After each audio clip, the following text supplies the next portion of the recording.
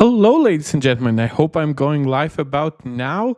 As I promised in my last video, there was a small hiatus, but we are back, and I hope to be back to be somewhat regularly scheduled program at about a bi-daily uploads, somewhere around that. So you can expect the next video on Sunday, and then I will inform you when to expect the next one.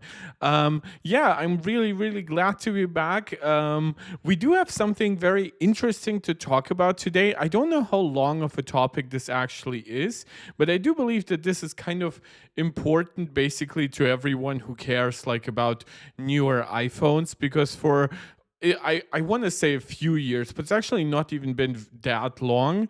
We have had the Pro iPhones and the regular or base iPhones, or just the non-Pro iPhones, be differentiated, of course, by screens, by cameras, but also by processors. If you think back as far as the iPhone 13 series, that was actually not the case. Now, you did have some difference between the A15 chip on the iPhone 13 Pro versus the A15 chip on the iPhone 13, but that was like one bit GPU core and less memory. Less memory, of course, is something you can do without renaming a chip or anything else like that.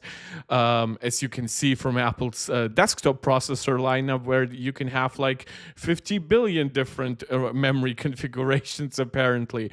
So, but now it seems like we are getting back to those good old days. So, no iPhone 15 has the A16 processor. iPhone 15 Pro has the A17 Pro processor. No.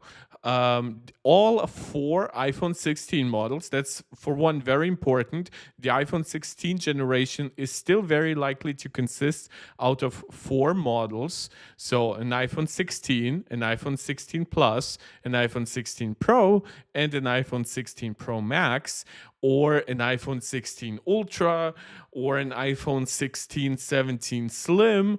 There are some weird rumors about what might be coming our way in a year or two, but for now, I think the Pro Max is the most realistic thing to expect this year. And all of them will be having an A18 chip. Now, there is a thing here in the Mac Rumors title that I disagree with saying that it's the same A18 chip. I would agree with saying it's the same die, right? It's the same base processor almost, but I will disagree with what exactly this means. Now, this article actually does make some of the points that I am going to make, so I don't want to shit on Mac Rumors. They're a very good source for what we discuss here on this channel, but I do just wanted to say, like, I sometimes don't like the titles. And yes, I know I sometimes do title clickbait myself. As you can see in my thumbnail, it is a little bit provocative to ask if the A18 is going to be better than the M4, but that is part of the online content creator business. So I don't begrudge Mac Rumors maybe being a tiny bit hyperbolic here. And before we get fully started, I just want to remind you guys, please like, please subscribe, please share the video, please comment on the video both while you're live. I love me a lively live chat, but also when the video has been already uploaded. That helps tremendously, of course, later on, and it lets me get to know people who watch the video afterwards, because I know a lot of you cannot watch live, especially not the full video. And if you want to support this channel directly, there is now actually a couple of options. There are super chats and super stickers right while I'm live. There are YouTube memberships. There are two tiers, MarkTech Pro and MarkTech Pro Max, in the spirit of the more advanced iPhones.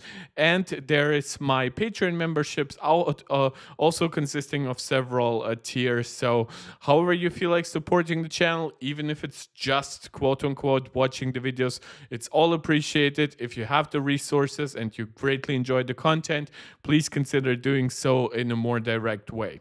But yet, for now, let's continue with really the juicy part, which is that this is actually code for like upcoming iPhone models, right? That's how we usually know when, like, well, sometimes we have like Apple registering their devices with like the databases of governments and stuff like that. That's how we know sometimes about upcoming devices. Sometimes we find references to new devices with code numbers that we don't actually have yet in use inside a code of iOS. That especially happens once we have like the latest operating system like iOS 18 and then beta releases. Of course, those new operating systems are built in mind with newer iPhones, so they're very likely to contain at least some references. And I don't actually think that Apple really cares very much about hiding them these days, because they know that they will be found anyway, and they know that people also expect just iPhones at September, so why hide this that much, right? Just so you can see, this is our upcoming A18 most likely based iPhone lineup. It's 5 devices. Now 4 of them are very, very likely to be iPhone 16, 16 Plus, 16 Pro, and 16 Pro Max. And if you compare and contrast that with the current generations of iPhone that we have, which is of course iPhone 15, 15 Plus, 15 Pro, 15 Pro Max, you will see that those models are actually differentiated in numbers, suggesting that they're using different chips, which is the case. iPhone 15 and 15 Plus use the A16 chip, and 15 Pro and 15 Pro Max use the A17 Pro chip. Now, what does this mean for this lineup? Well, at the very least, it means that, for one, this is kind of the design we expect for the base new iPhone, so the 16 and 16 Plus. Those are very likely getting about the same processor as the Pro models. And there is also a possibility, and this is also been actually rumored at this point now, is that the iPhone SE 4 could actually get the same processor. Now, given that we kind of expect the next iPhone SE to maybe come like next April or so, it would actually make a lot of sense. It would line up very much with what the original iPhone SE did, right? Coming after the iPhone 6S, like half a year later, inheriting the same A9 chip, even the same amount of memory at 8 gigabytes, and then being basically the fastest phone in the $400 price range for almost half a decade or so. So this to me is very, very exciting, because I have always said I like the idea of the iPhone SE, but I think it should be executed well. Like, I don't think people want a cheap iPhone, quote unquote, just because it's an iPhone. I still think it should like align itself design wise and like philosophically with the latest iPhones. This is why I'm not a big fan of the SE that is still currently in the lineup. I don't think it's a trash phone, but obviously the iPhone SE 4 inheriting the design of the iPhone 14, then also of course going with USB-C, and just in general being like a much more modern device with a 6.1 inch OLED screen. Yes, 60 hertz, yes, one camera, but those are all cutbacks that will make sense for people buying a cheaper phone. And it's not going to be just like, oh, it's one camera. Well, it's a 48 megapixel camera made by Apple, very likely one that still gives you pretty quality 2x like digital zoom without like losing too much quality, because you're still zooming in onto 12 megapixels. Very likely to keep like great features like wireless charging, great chassis quality. So a lot of the things that people associate with iPhones. No weird things like some super cheap Android devices like get rid of NFC or something like that. Apple will never get rid of stuff that just defines the entire category. And I would also love, as an upgrade over previous iPhone SEs, for this iPhone SE to finally get MagSafe, which I think would work really, really well here. It's a great established ecosystem of accessories, and I do believe we are kind of overdue of an upgrade like that for the SE. Now, I do believe that it's likely to increase in price, maybe to as much as $500. But again, if we go back to the idea that it might actually be based on an A18 processor, all the way up from an A15 chip, and from a 720p LCD display to at 4.7 inches to a 6.1 inch OLED at above 1080p, you kind of guess why it would be worth the extra money, especially if Apple decides to double the base storage to 128 gigabytes. That's a different discussion. I have argued that Apple should increase base storage for quite a while, but obviously their profits kind of disagree with my more philanthropic perspective on how storage should be priced.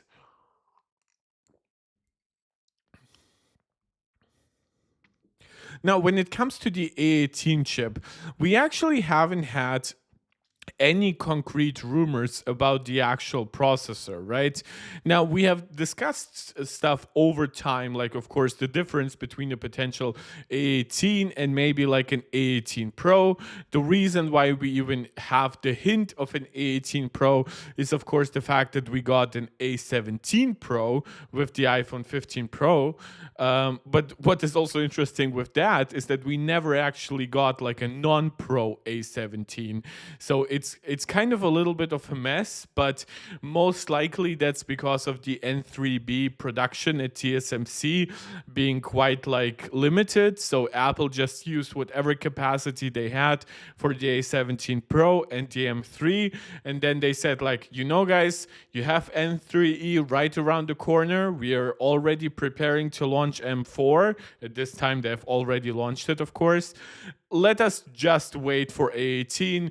We will find ways to make it cheap enough to even put it in like an SE model, and we will just not force ourselves to do anything with the A17 at this point. We could even like was like a discussion for a while that Apple might use like a bint A17 Pro chip, basically an A17 non-Pro in like the iPhone 16 and 16 Plus, or at least like in an SE model or in like an iPad mini. But everything suggests that because N3B is not forwards compatible with N3E, it just makes no sense to port the A17 to the newer Note and then wait for poor yields to stack up on chips for cheaper devices. No, it just makes sense to produce the best chip you currently have on the latest node, produce as much of it as possible, and then double down on that, bin it down, and give it to as many devices as possible, and then use that also to advertise features like AI, like, of course, the games compatibility with many games these days coming out on iOS, like AAA games that require 8 gigs of memory, and the newer shader features of the A17 Pro. So that's kind of my speculation. Biendre Bind asking what? I cannot answer that question because it's not a full question, my dude.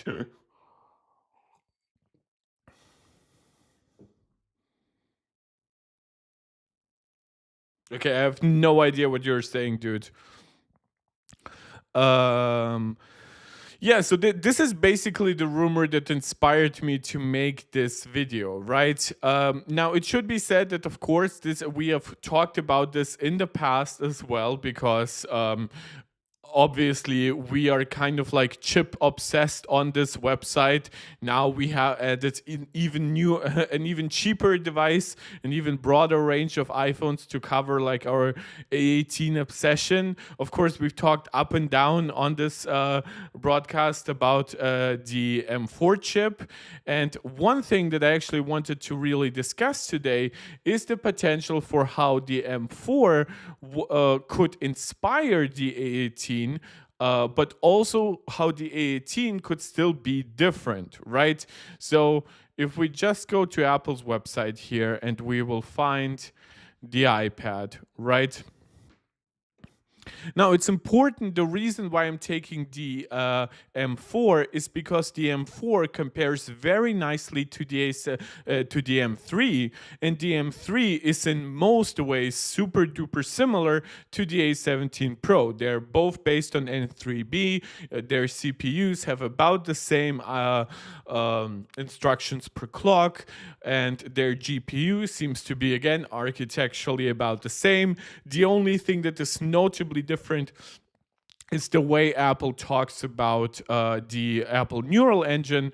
But again, we have also discussed on this channel up and down the difference between some things that Apple rates at FP16, some things that they rate at integer 8. So again, I cannot give you like a full breakdown analysis, unfortunately, of the A and E on like a deep architectural basis. We're still actually missing like a ton of benchmarks that I would actually love to see, but but that's because it's kind of trapped on the iPad, which of course does not have quite the same software when it comes to benchmarks as the Mac. But yeah, I think it's actually a really, really, really good point here. Now, the M4 is actually Apple's first base M series chip that has a new CPU configuration, right? It moved from a 4+4 configuration to a 4+6, right? So 4 performance cores, 4 efficiency cores. If you actually compare that, now Apple does compare it with M2. You know what?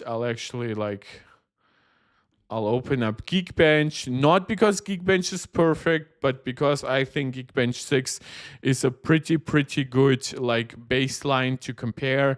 I think the scaling works pretty well, right? Especially if you're looking at one operating system and one core architecture. Where is it? Hit browser. This is so weird to call it browser. So we need one for Mac and one for iOS. And of course, we need the one for iOS because M4 only exists on the iPad Pro, while the M3 exists on the Macs right now. So when it comes to single core CPU performance, now this is, of course, measuring the power of the P cores, right? You'll find that they clock it up to 4.1 gigahertz. Now, when we look at this here, this clocks it up to 4.4 gigahertz, but the actual results are significantly higher than just adding like 7 to 8% more clocks. So there's a significant IPC improvement here as well. Now, we can argue about if that IPC improvement is 8% or 15%, depending on if you count like scalable matrix extensions as like a valuable part of the benchmark. I personally do, so I would rate the IPC increase at the higher range, but to me it doesn't matter. There is an IPC increase no matter how you slice and dice it. I know some people want to downplay it entirely. Also, this benchmark result is actually not from the fully enabled M4, it's from the bin down 9 core version. So that one has 3 performance cores and 6 efficiency cores. Now, this shouldn't impact the single core CPU performance too much, though I have seen results higher than 3700. But what it does impact is the multi-core performance. Multi-core performance, of course, here being more like 14,500 on the fully enabled chip. Now, if we compare that to the M3, now, for one, of course, we have the entire M3 family between M3, M3 Pro, and M3 Max, but you will see that in terms of actual single core performance at 4.1 gigahertz, they behave all about the same. Maybe the Max gives you just a tiny bit more, maybe like clocks like 10 megahertz higher or so in secret or something like that, or it just benefits from the higher bandwidth on the overall processor or whatever, or the more stable power supply, who knows, but you get around 3100. Now again, the discussion here is not about the actual number. Like, this will not be Mark gets out the calculator to make a conspiracy theory result, but I'm just saying that of course you see the increase here alone. Now of course, we are not looking here at the difference between M3 and M3 Max exactly, but if we actually go back to iOS, we'll find that the second best single core performance on an Apple device is actually, well, on an iOS device or this is iOS, this is iPadOS. Do you guys count it as different operating systems? I personally don't care. Like, I know some people want to downplay iPadOS by calling it iOS. I just still like to call them iOS because it's more convenient. But so the iPhone itself here, of course, clocks at 3.8 gigahertz. That scales very nicely with the 4.1 gigahertz result on the Mac. This is why this is 2900 and that one is 3100. And you can basically expect the scaling for the A18 Pro chip to be for taking the iPhone 15 Pro results and going up in a similar way how the M3 results here go up to the M4. So nothing, it's actually pretty impressive given a lot of others, given how most Android devices perform these days. Now, even if we take these exact numbers and not the higher end spectrum of the M4, and we believe that maybe Apple will clock the A18 Pro at around 4.1 gigahertz, right? That the reason why I'm speculating about 4.1 gigahertz is because Apple likes to match the clock speeds of the previous M series with the newest A series, and we would get results of above 3500 here, especially if the IPC improvements still hold, right? If we go by the slightly lowest range of M4, that is still a result over 3400 when it comes to single core. Now, when it comes to multi-core, as I said, here you get 14,500. So ignore this result. This is with one fewer P cores. But then when you look at the A17 Pro, right, this one gives you 7,200 results. If we look at the scaling here about how the M4 compares with the M3, the base M3, that one gives you right now, where are we? At around 11,000 to 12,000 points. Obviously, it's already great that Apple is able to outpace this with the M4, because right now the M4, it's like in a highly thermally constrained iPad Pro. But yeah, of course, with that, you should expect also an increase in multi-core performance for the iPhone. However, I will refrain from actually giving numbers here. Some people have speculated it would go up to 9,000. Some said to 10,000 or something like that. But you should consider that the iPhone still has a pretty hard thermal limit in a way that even the iPad, which is also passively cooled, does not, because the iPad is like a huge aluminum chassis. There's a lot more opportunity to improve the cooling in there. On the iPhone, yes, we do have rumors about like graphene cooling for the processor, like a steel case for the battery to better dissipate heat as well. Maybe the iPhone inheriting like the copper Apple logo from the M4 iPad Pro, but by all accounts, I cannot promise you exactly how much that will improve thermals. And even if it improves thermals, right, you shouldn't forget that the iPhone can be like bottlenecked thermally in battery life, like with sometimes even basic tasks. That's not because the iPhone is bad. That's just because the form factor of a smartphone is bad, right? Even if your thermals are great, maybe the environment is super cold or whatever, you still are limited by a 4,400 milliampere hour battery. And even if the battery increases to 4,700, that's still not quite as much room to work with as, of course, the 10,000 on like the large 13-inch M4 iPad Pro. So I just want to say that. However, the iPhone actually would disproportionately benefit in terms of multi-threading from going from a 2+4 configuration from a 2+6 configuration, because that's obviously 50% more more efficiency cores. That's the same increase in efficiency core that the M3 has seen to the M4, but it's a larger increase in overall core counts, right? It's 1/3 more cores potentially, going from 6 cores overall to 8 cores, while this went from 8 cores to 10 cores, or to 9 cores if you count the bin down version. Again, this is why I don't want to get out the calculator, because I know that we will all go insane in trying to analyze all those numbers. I will probably do that at some point if we ever get like more concrete leaks about the A18, because even the thing I just said, which is that it would get like 2 extra efficiency cores, and which would likely catapult its multi-core results to like 10K or something like that.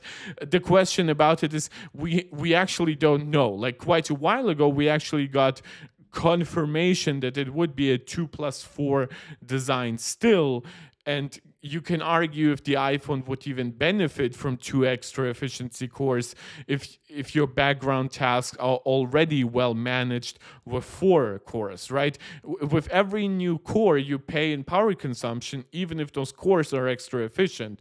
That's because just the die gets larger, it becomes more complex and needs more power. So yeah, but that is about what you should expect, right? Again, not the concrete numbers, but just in the spirit of how we went from M3 to M4. Where is the little guy here always? I always lose the M3 here. From the M3 to the M4, and again, I dislike the fact that this is like that the standard result that you see on Geekbench is like the bin down version, but you can just add 1,000 points here, or actually even slightly more than that, and then you get to a much better number. So this is the thing that I definitely expect to be the same between the A17 to A18 jump as from the M3 to M4. So what I'm saying is I don't expect the A18 to have a newer CPU architecture than the M4. It just wouldn't make sense. The M4 architecture is new. It's ARM v9.2. It supports scalable matrix extensions. It's forward-looking. It's well optimized with newer machine learning accelerators for the CPU, both on the efficiency and the performance cores. Apple sometimes is known to reiterate on their designs and their architectures very quickly, but to go that quickly from A17 and M3 to M4 to an even newer architecture in terms of CPU, that just wouldn't make much sense to me. Now, when it comes to Metal, and in this case we are talking about the GPU performance, this is where I speculate we might actually get a surprise. Now, let's look at the Mac here. Let's see how it performs in Metal. We might actually have to scroll down quite a little bit, because the base M3 is here. It's 48,000. If you look at it, it scales to around I've seen results in the 55, 56K range. So can we just easily do the math? Like, let's say 48 to 55, right? So that's like to 20% more. Wait, is it 20% more? It's 12% more. my brain just had a major failing. I apologize. Yeah, it's 12.5% more if we go by my math. But again, this is not about like percentages or numbers or like exact numbers here. What I am trying to talk about is that, of course, the A17 Pro was the first Apple chip with like hardware accelerated ray tracing, mesh shading, variable rate shading, and dynamic caching. And then the M3, which again, this is so uncomfortable because we never had an M3 on iOS, got the same things, and those actually scale pretty well accordingly. Now, there are some other things, of course, to consider.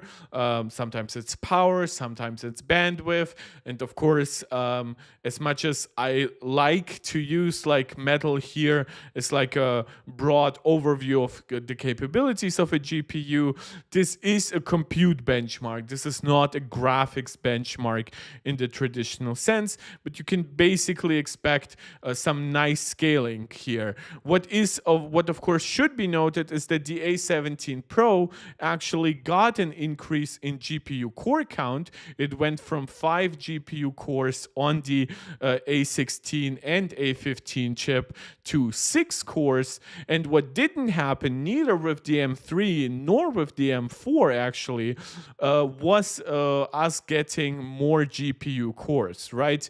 So Apple gave us 10 GPU cores on the M2, which was double the GPU core count of the A15 and then the A16.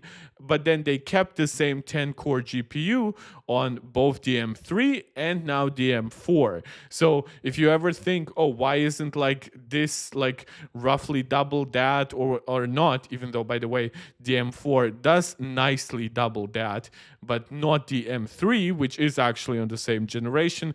But that's because it doesn't actually double the GPU core count here. So the one thing that I really, really want to mention here, though, is that the A17 Pro, because it was Apple's first chip with like those newer technologies, now a lot of people have speculated that it would do with the GPU the same thing that we just discussed for the CPU, right? That it would basically get the exact same thing as the M4.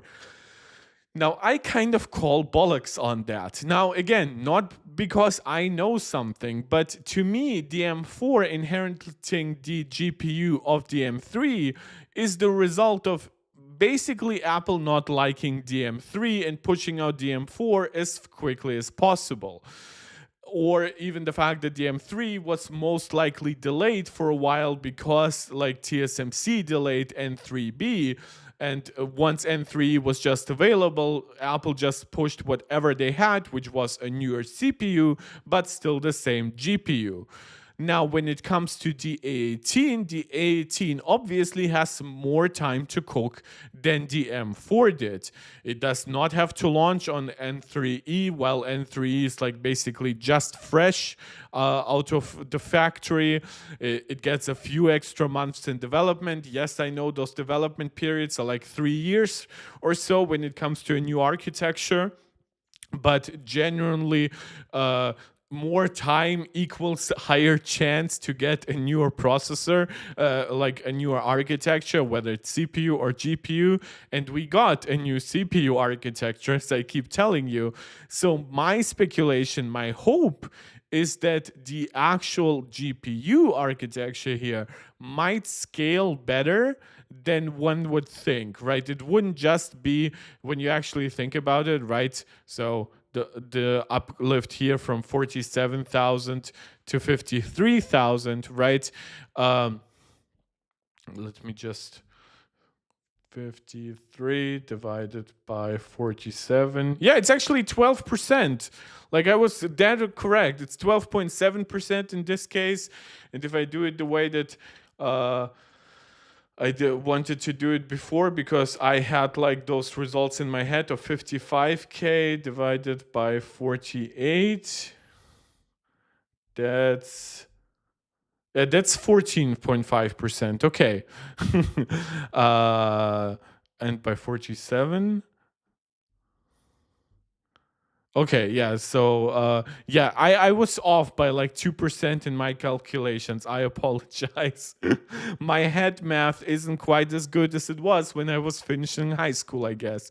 But the thing that I did want to discuss is that I believe that the uplift from the A17 Pro, which we find here, should be higher than, let's say, let's just simplify this to like 12%, right? I would expect this to scale like maybe 25% more performance, or hopefully even more.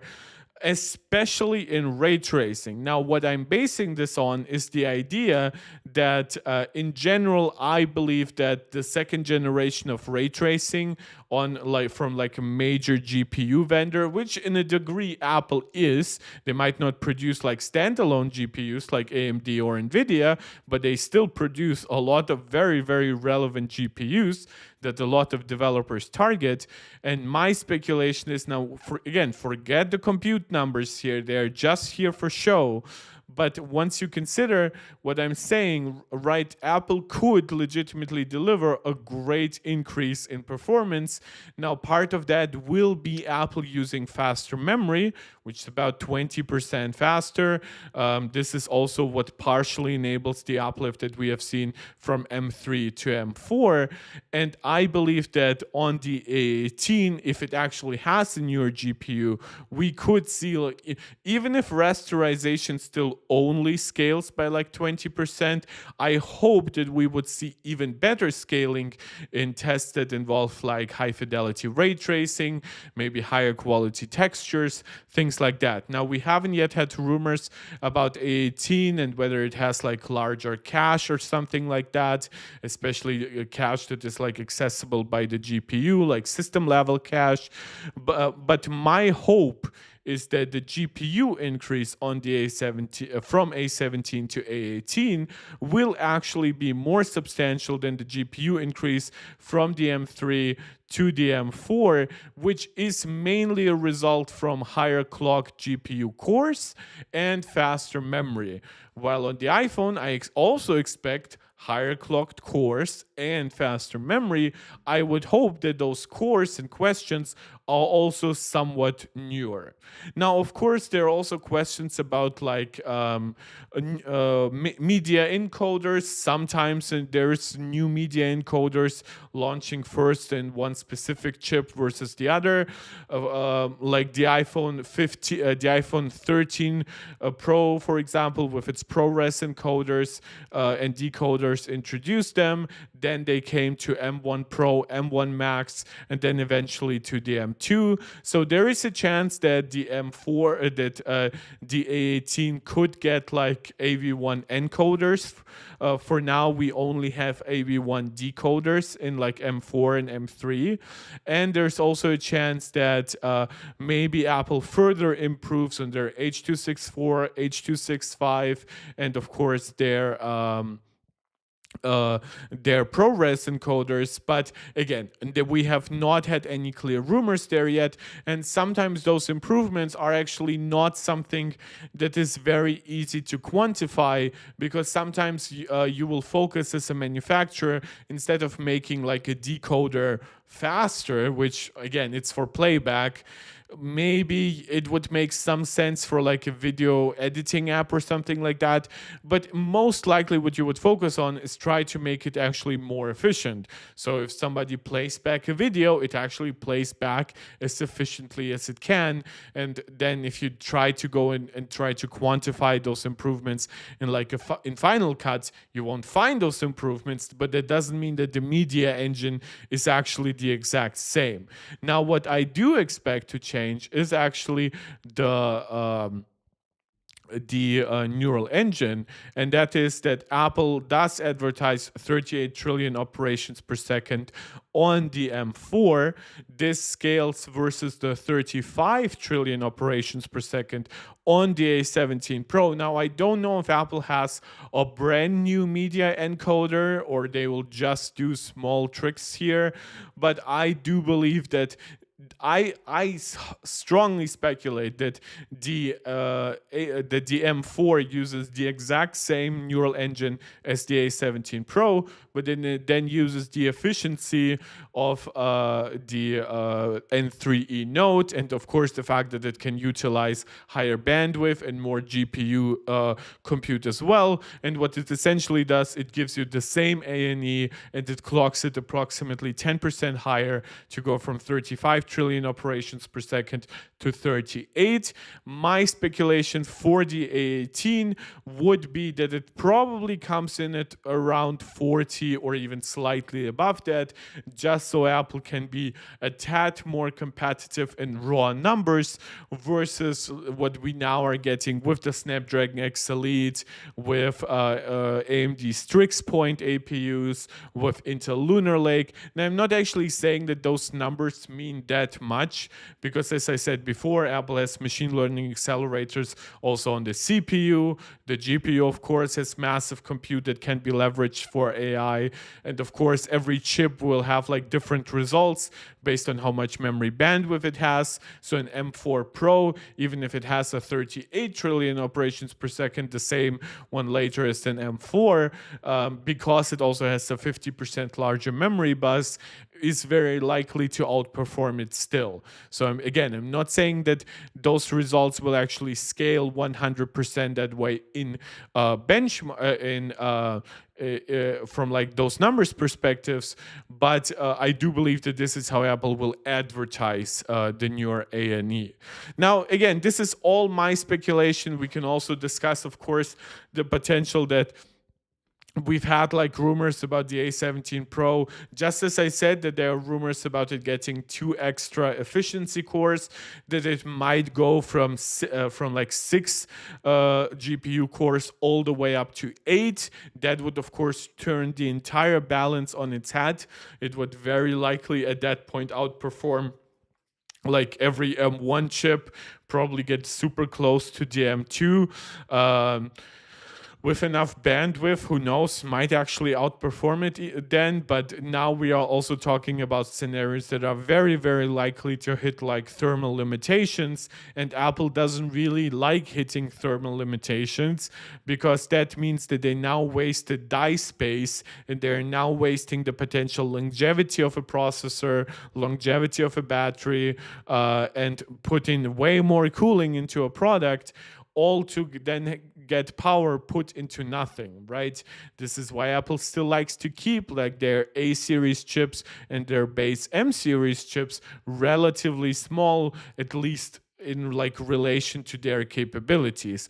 Like when you actually think about the Snapdragon 8 Gen 3, that one is like 35-40% larger in terms of die space than the A17 Pro. Now it is built on an older node, but the density increase between nodes isn't anywhere near enough to justify that increase in die space. So most of that extra die space goes to like a way larger GPU area on the Snapdragon 8 Gen 3, and this is why it outperforms the A17 Pro in graphics tasks that are like really old and not very advanced, unfortunately.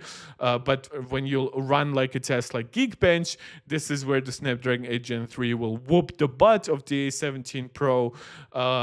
But of course, then you get to newer tests like Steel Nomad Lite, and there's like a new breaking limit test from Basemark, I believe, and you will actually find that the A17 Pro either matches or even often beats the Snapdragon 8 Gen 3. Those are also the results that we generally see more from real-world games, rather than a completely artificial benchmarks like GFX bands.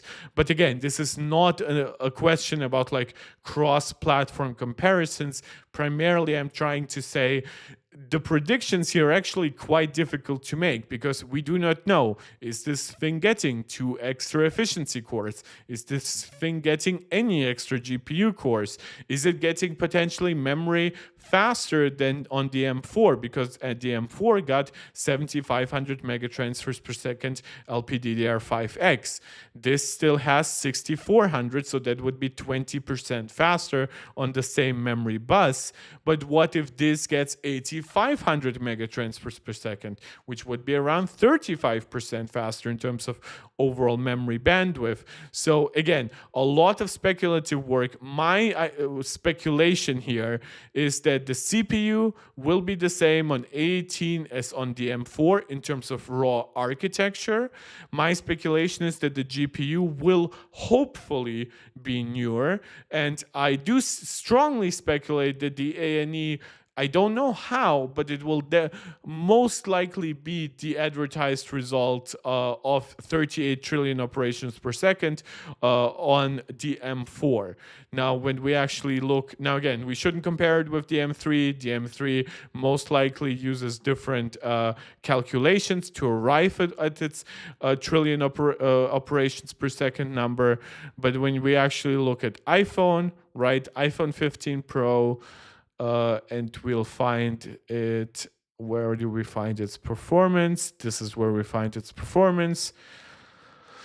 We will actually find that it has a 2 times faster neural engine with 35 trillion operations per second. So my speculation is that Apple will bring that number up to about 40 and will technically therefore advertise an even faster neural engine than on the M4. However, actual AI workloads will still be significantly faster on the M4 because it will still have more memory bandwidth, more P cores to leverage for ML acceleration, more GPU cores to leverage for ML acceleration. So that's, and of course, a larger thermal envelope to work with in general. Jamie Ibrahim, my good Twitter friend, joining, saying, if A18 does end up with a newer GPU than M4, what do you think will happen with M4 Pro, M4 Max, etc.? This is actually something I probably wanted to leverage that in some other ways, like for video, but you know what? I'm actually gonna focus on myself here. I actually think that this is probably the most interesting thing here because if the A18 gets newer GPUs, it is likely, in my opinion, actually, that the M4 Pro and M4 Max could go the same route. But my speculation, honestly, is that M4 Pro, M4 Max, I suspect they will do more over M4 what A17 did over A16, which sounds stupid because those are not analogous jumps. But I do believe that it will inherit the extra GPU cores, in the way that the M4 unfortunately didn't, right? And by that I mean a lot of us expected the M4 to actually have 12 GPU cores. In fact, we expected that from the M3 as well. And the reason why we did is because, as I said, the A17 Pro went from 5 GPU cores on the A16 to 6 GPU cores. So we all thought that we would see a similar 20% core uplift from M3 to from M2 to M3, or at the very least M4. And unfortunately, we did not see that happening. And my hope, I have no insider knowledge, but my speculation is if M4 Pro and M4 Max doesn't get inherently new GPU cores, maybe because they've been in development for too long and cannot just get those new cores jam-packed into the die, my speculation is that we would see a core increase, at least on the Max, right? The Max is kind of overdue when you think about it for a core increase. And if I make myself a little smaller again, and if we go here to the Max section, right, you'll find that in terms of tech specs, there is actually a little bit of weirdness going on, which is that we have actually kept now the same core count, of course, between M2, GPU core count, between M2, M3, and now M4, but that also kind of applies to the Pro versions, unfortunately in an even worse way, because the M3 Pro, of course, was this side grade over the M2 Pro, where it actually has fewer GPU cores per configuration, but those cores are just higher clocked. This is why performance is roughly equivalent, and it goes all the way up, all the way. I mean, it's not super high, but it goes to an 18 core GPU configuration, and my hope is that Apple would give us maybe 24 cores here, right? And of course, the M3 Max goes up to 40 GPU cores. It goes up to 30. Wait, why is this 30 here? Why is there no 40? M3 Max. What? Is there no 40 GPU core version on the 14-inch version. Did I miss that limitation? Regardless, so the M3 Max goes up to 40 GPU cores, and my hope that it would go up to 48. So Jamie Ibrahim, I know I kind of like went around your direct question, right? But my idea is, even if it doesn't get the the newer GPU cores, quote unquote, my speculation is that it could at least get us more GPU cores. And of course, we are also overdue for a bandwidth update on the Apple Silicon desktop chips or laptop chips, however you want to call them. So we are getting also at least that 7500 mega transfers per second memory here, which should help out a little with performance, even if the core count doesn't move up much and it's just like higher clocked cores. But also for the efficiency of the chip, of course, it would be better to have more cores that are clocked slightly lower versus having the same amount of cores but clocked a little bit higher to reach higher performance. So again, I cannot promise you any result either way. I can promise you that it's very likely that at least the base configurations here are going to be very similar, right? So I suspect that this will be a 192-bit bus, right? This will be then up to 512-bit bus. So unfortunately, one thing that I really liked about the M2 Pro is that it already had 200 gigabit per second of memory bandwidth. That's because it had a 256-bit memory bus. But then Apple downscaled that on the M3 Pro and compensated for that a little bit with a newer core architecture. But my speculation that we will be moving up from the M3 Pro, and basically these numbers will increase in line with whatever memory Apple chooses. We won't see any bus changes here. So this would go up to 180, this will go up to 360, and this will go up to 480.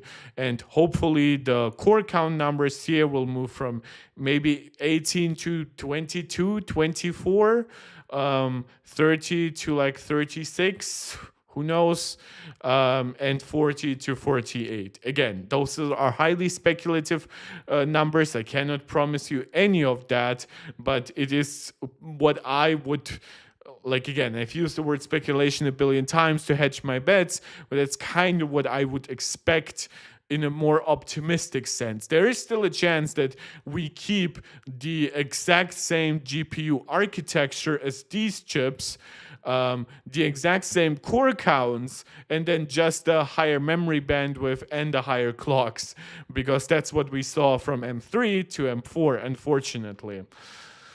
And yeah, when I've already talked about media engines, here you see you get AV1 decode here. We are kind of overdue for Apple to give us hardware accelerated AV1 encode, but maybe Apple just doesn't see that much value in adding that, because obviously they still have H.264, H.265, ProRes, and ProRes RAW media engines to work with. Those all take up space. So yeah, we have to find basically a way to make this at least somewhat space efficient. Look even at here at the Pro. This is, by the way, one thing I just want to point out. When it comes to testing SoCs, Apple's chips are really, really insane, because there is currently nothing in the SoC world besides maybe the console chips. They aren't really competitive with this either, but at least I would say with the ambition behind this. Here, look, you have even 2 video encode engines, 2 ProRes engines on the Max chips. So whenever people want to say well, the M3 Pro is limited to this, so this is how Apple compares to Strix Point or something like that. No. Strix Point can still also then go up to 54 watts. And at 54 watts, God, does Apple have a response for it. Again, this is all just This is all like ranting because I didn't like a lot of the reviews I've seen about like the Snapdragon X Elite and how people are talking about its capabilities versus Apple Silicon. I am excited about things like Strix Points and Intel Lunar Lake, but it is kind of something that I don't like really how a lot of the media evaluates it. Again, you can evaluate stuff based on price. I do not deny that obviously once you go to the max chips, you're kind of paying an insane price, but the experience that you will have with an with an M Max device, I can promise you that because I do have an M1 Max MacBook Pro right in front of me. That experience is not comparable to a laptop that has like a 3070 or at this point like a 4070 GPU. Like the power consumption differences will be just insane. The fan speeds and noise will be completely different. The battery life or just the overall performance when not plugged in will be completely different. So yeah, this was a little bit of like hidden advertisement for Apple Silicon, but I really, really like the SoC approach here. Maybe at some point Apple goes with chiplets here, but given that chiplets also lose some efficiency and have some interconnect performance and latency penalties, I'm not actually sure if that makes that much sense for Apple. At least not anytime soon. At least not while their like relationship with TSMC is still like the best both for them and for TSMC. So that's about wraps it up for what I wanted to talk about in regards to like M4 with A18. Again, we can argue about will it have bint GPU cores for A18 versus A18 Pro? Will it have bint CPU cores potentially, as Vadim Yurov from MaxTech had speculated? But this is all, again, highly speculative. We have seen zero rumors, especially nothing recent, nothing believable, nothing in the aftermath of the M4 launch here. We've talked about like some of the more concrete ways and the way it might scale performance-wise versus A17, and obviously how that compares to the scaling between M3 and M4. We've talked about it potentially getting like newer GPU features or like a better GPU in general. Like think of like how instructions per clock, think of it more as like instructions per GPU core. So again, there's a lot of interesting stuff, but we unfortunately don't have that much data for all of it right now. Now, I did want to react to some of the findings that Linus had for the Snapdragon X Elite, but unfortunately I do have to wrap it up a little sooner than I expected. So I will be hopefully incorporating that with future Snapdragon X Elite coverage. Basically, Linus on his latest live stream went through a lot of games and he compared the compatibility with the latest Intel chips, those not Lunar Lakes, but what was it, Panther Lake? No. Panther Lake is the one that's coming later. What is it? Meteor Lake. Oh my God, such stupid names. And basically the compatibility with those games was about half. Some games flat out didn't run at all, some due to anti-cheat stuff, some due to general graphics driver incompatibility. Some games launched but ran extremely poorly. Some games launched and ran actually pretty well. Some had some weird graphical issues, but otherwise were somewhat playable. So you can be mildly optimistic about the state of general compatibility. However, when you think about the state of actual GPU performance, you will often find that even Meteor Lake, which is at this point a little bit old, like outperforms Snapdragon X Elite by like 20% or so. And then of course, on top of that, you already have the better 7 ATM and 8 ATM integrated GPU in the in like Phoenix and Hawk Point. But now, of course, you do have Strix Point coming up it's this month, basically. It's by the end of July, we should be getting Strix Point laptops, and that one will give you another 30 or 40% uplift, at which point it might actually double a lot of the results of the Snapdragon X Elite. So I will incorporate that into future coverage, but it's not something I want to cover right now, because I do have to go. As I said, I will be most likely making a new video on Sunday, and hopefully by that point also incorporating whatever Mark Gurman talks about in his weekly Power Run newsletter. So I will be back now a little bit more regularly, like every 2, maybe every 3 days. No like long 4-day hiatuses as was in the past 2 weeks. I apologize. I had a lot of like logistical stuff to deal with. And I just wanted to thank you guys for tuning in. As always, please subscribe, please like the video, share it out, please comment on it. That helps out. All of it helps out with the algorithm. All of it helps us grow the community. And beyond that, if you want to support me directly, you can send me a super chat or a super sticker right while I'm live, or you can subscribe to channel memberships. Now, a shout out to go to Angelica and Max Maximus, I believe, who are MarkTech Pro Max tier subscribers here on YouTube. And shout out goes to Louis Galt. I apologize. It's all garbled in my brain. I should at some point create like a summary list of all the top tier subscribers and supporters here. But Louis Galt, who is our MarkTech Pro Max supporter on Patreon. But of course, if you just watch the videos or you subscribe to one of the lower tiers, either here on YouTube or on Patreon, your support is still greatly, greatly appreciated. And if you want to also contact me beyond just YouTube, please contact me for that on Twitter. I know Twitter isn't great, but it's still a place where good tech nerds like us can find each other. And for that, the link to my Twitter account is also somewhere in my YouTube account. At this point, it's hard to keep track where everything else is on YouTube. I believe I even made like an account for Threads, and it's linked here as well still, even though nobody really uses Threads, unfortunately, anymore, even though Mark Zuckerberg is kind of cool now.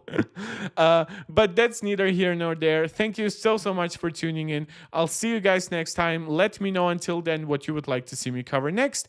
And this is Mark Tech tuning out.